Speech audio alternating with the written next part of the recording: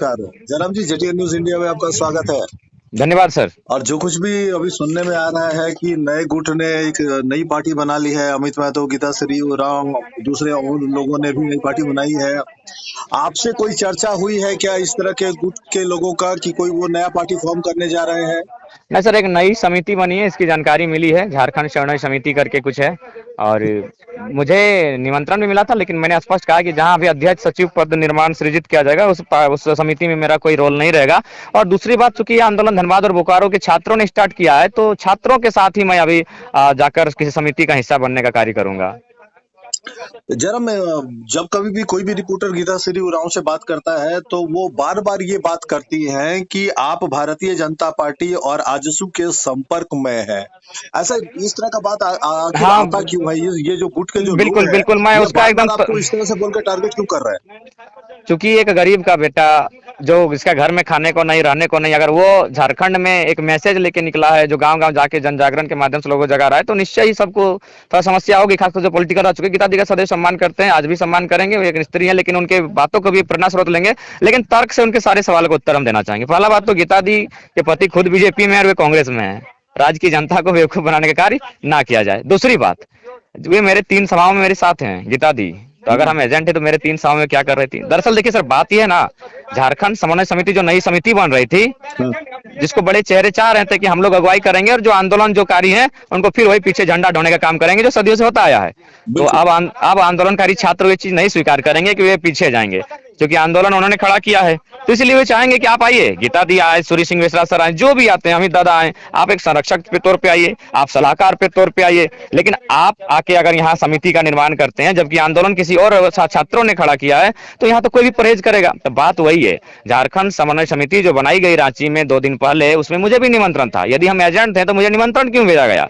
दूसरी बात, वो जो ग्रुप चलता है व्हाट्सएप का उनका, जिसमें सूर्य सिंह मिश्रा सर भी है, तमाम कई दिग्गज लोग हैं जो राज्य में बड़ी चेहरे हैं, तो वे लोग भी उस ग्रुप में, हम भी, अभी तक हम उसको ग्रुप में क्या कर रहे हैं? तो ये सारी चीजें स्पष्ट करती है। अगर उस मीटिंग में सिर्फ हम चले जाते सर, जिसमें झारखंड समन्वय समिति का गठन हुआ, अध्यक्ष और संरक्षण बनाया गया, तो हम एक अच्छा लड़का है, गुड बॉय, ये मैसेज आता। लेकिन उस मीटिंग में हम नहीं गए तो फिर हम एजेंट हो गए। ये चीजें हैं। जयराम खराब है कहीं ऐसा जी तो नहीं जी, कि जयराम ये सारा जो मामला है वो पॉलिटिकल टेक ओवर का मामला है?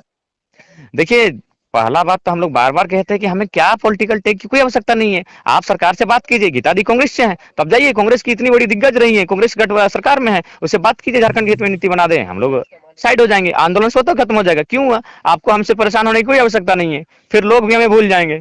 वैसे कोई बात नहीं, आप नियम बना दीजिए, हम लोग शांत हो जाएंगे। लेकिन ये तो काम करेंगे नहीं। जो बच्चे आगे बढ़ रहे हैं, जो थोड़ा सा समझ रहे हैं, सीख रहे हैं, उनको टॉर्चर करना शुरू कर दिया है। ऐसा ही बात है तो पहले बोलिए, आपके घर में बीजेपी कांग्रेस खुद आप लोग हैं, तो ये दिग्भ्रमित करने का कार्य ना किया जाए। अब जनता जाग चुकी है, कौन सही है और कौन दिग्भ्रमित फैला रहा है।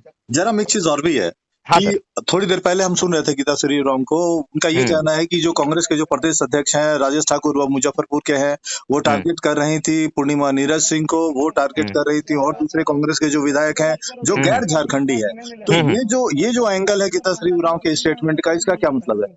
देखिए, वो तो वही जानेंगे, अगर उनसे ही आप प्रश्न करें तो अच्छा है। बाकी उनके वचनों को आशीर्वाद स्वरूप लेते हैं, दीदी स्वरूप मानते हैं, लेकिन उनके सवालों का यही उत्तर देना चाहेंगे या केवल दिग्भ्रमित करने का प्रयास है? अगर सिर्फ हम मीटिंग में चले जाते हैं तो जयराम एक अच्छा लड़का है, Jairam is a good boy, लेकिन हम मीटिंग में नहीं गए तो उनका टिक्का टिप्पणी शुरू हो गया। और एक बात हमको लगता है, मेरा दिल गवाही दे रहा है कि आज 1 सप्ताह पहले हमको आभास हुआ था कि कुछ उनके मुख से ऐसा बयान आएगा, क्योंकि कोई उनको फोर्स करवा रहा है, क्योंकि बड़ी चेहरे हैं राज्य के, पूर्व मंत्री रह चुकी हैं, तो इसलिए कोई चाहता है, कुछ टीम 2-4 लोग जुटे हैं कि थोड़ा सा हमको डैमेज किया जाए। लेकिन हम अब विचार बन चुके हैं, अब यहाँ से डैमेज होने की संभावना नहीं है। हम डैमेज हो सकते हैं, मेरे विचार नहीं।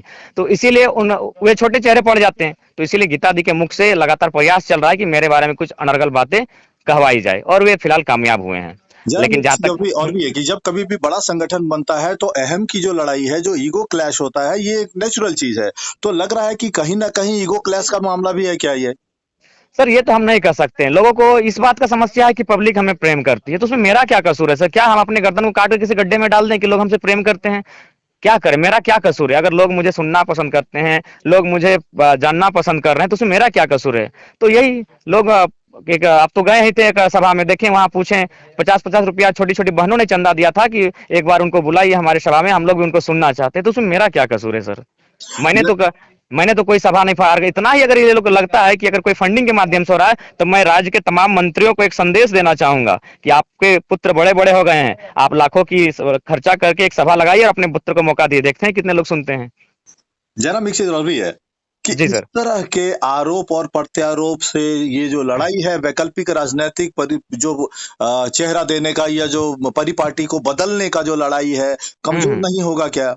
नहीं नहीं, बिल्कुल कमजोर नहीं होगा, क्योंकि 2-3 दिनों में हम अपने बातों में ऐसी तर्कशीलता के साथ रखेंगे, आने वाले भविष्य का हवाला देते हुए, कि लोगों को अब समझ में आ जाएगा कि आंदोलन जरूरी क्यों है। तो इसके लिए चिंता की कोई बात नहीं है, बस 2-4 दिन का इंतजार कीजिए, मेरे पास सारे तर्क मैं तैयार कर चुका हूं। मेरी एक एक तार्किक बातें राज्य के लोगों को साफ संदेश दे देगी कि आज आंदोलन जरूरी क्यों है, और ये लोग दिग्भ्रमित करने का प्रयास क्यों कर रहे हैं। क्योंकि कहीं ना कहीं जितने भी लोग हैं, बहुत सारे लोग हैं, जो बहुत सारे नहीं, तमाम जो पॉलिटिकल पर्सन है, उनका कहीं ना कहीं पांव खिसका है। इससे पहले लोग सवाल नहीं करते थे, वे चुनाव लड़ते थे, जीतते थे, और एक दिन अपना बेटा बेटी, नाती जमाई, इनको टिकट देने का काम करते थे। तो अब ये चीज नहीं होगा, क्योंकि अब जनता सवाल करने सीख गई है, और सवाल करने के साथ बवाल भी करने लगी है।